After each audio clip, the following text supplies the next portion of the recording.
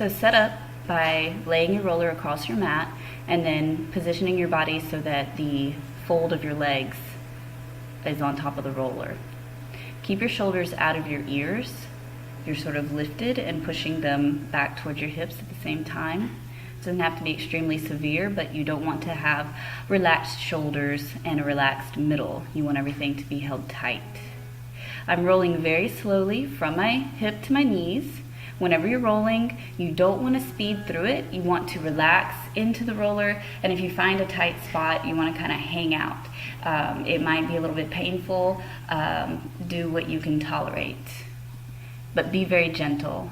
Again, the legs are relaxed. I turn the toes in, and that gives it a little bit different sort of feeling, and then you can turn it out to roll different sort of stuff on your legs.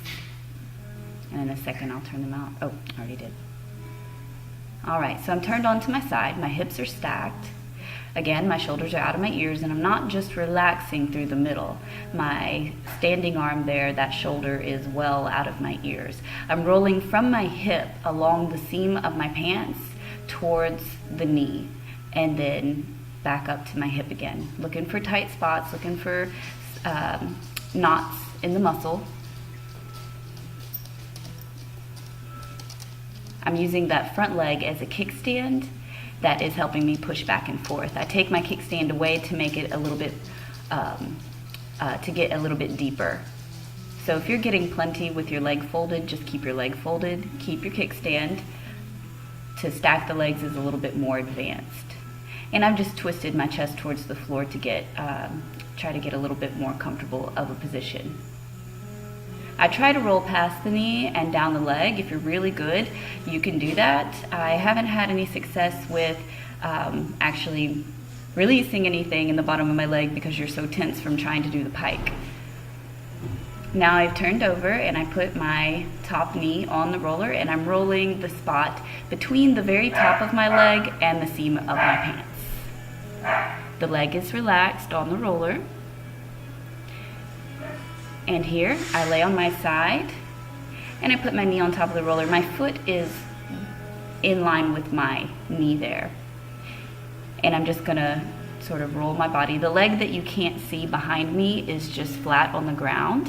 And again, you're trying to relax the limb or relax what you got into the shoulder. I start to open my leg because the more you open your leg, the deeper it's going to be, the more challenging, the more it's gonna hurt.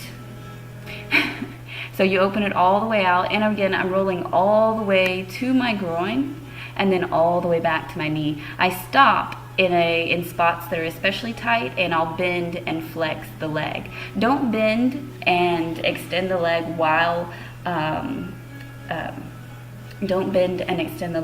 you're rolling. You want to stop on the spot, and then you will bend and extend. And you see I do this several times. Again, watch the shoulders. They're not hiking into my ear. I'm not relaxing my belly and everything towards the floor. The inside of the leg is one of my favorite places to roll. They're all my favorite places. Now I'm going to move so that I put my shins on top of the roller. Now my hands are right underneath my shoulders there, and I'm just going to roll right across the top of my shins. You can turn the feet inward and try to turn them outward. This feels really good, and I've heard that it will alleviate pain from shin splints. I do not suffer from shin splints because I do not run.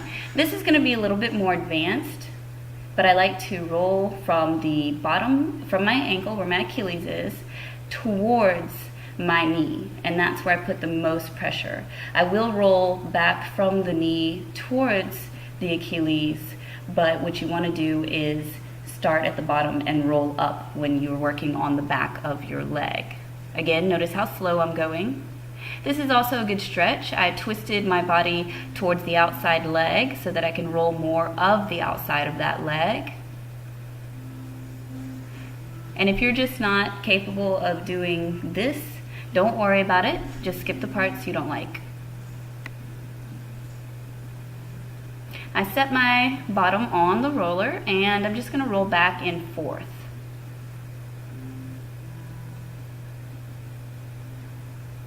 Keep the shoulders out of the ears. And just kind of work your way. I kind of went from the bottom to the top. I think I edited it so that you did not see where I like to start at the top and roll towards the bottom. I cross one leg over the other in a figure 4 position so that I can sort of fan, sort of roll up and down the outside of my butt cheek there. Now switching sides. So I just kind of stop and at the spot where your sacrum is, or towards the middle, and sort of rock towards the outside. This too is going to be a little bit more, I wouldn't exactly say advanced, it just takes a little bit of practice. The arms go overhead as I roll towards my shoulders, and they come back towards my lap as I roll back towards my hips, and then the roller starts to move up. In a second I'm going to look for a comfortable spot to set my hips down right about there. And then I put my elbows, position myself so that my elbows can lay over the front side of the roller behind me. Then I'm just going to rock back and forth. You can roll up and see I scoot down here. Just kind of find the spots that are extremely tight, very uncomfortable. And when you find something good, you can stay there. I'm going to concentrate on one side. Open up the arm overhead and then start to fan. My arm that's on the floor is very relaxed, and I'm kind of on that the lat there, the back side of your armpit. I stop. I got a spot there that's very, very, very tight, and I will bend and extend the arm.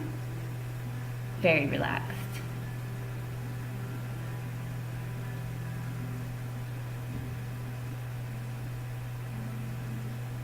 Very nice. All the way back to the front. Keep in mind that you're going to want to do the other side of your body. This is how I always finish. I like to rest my head on the roller. I learned this a long, long time ago. This makes the roller worth the $25 or $30 or what have you that it cost. This right here. My feet are separate and my knees are close together so that you can be very relaxed, and you should feel much looser after this.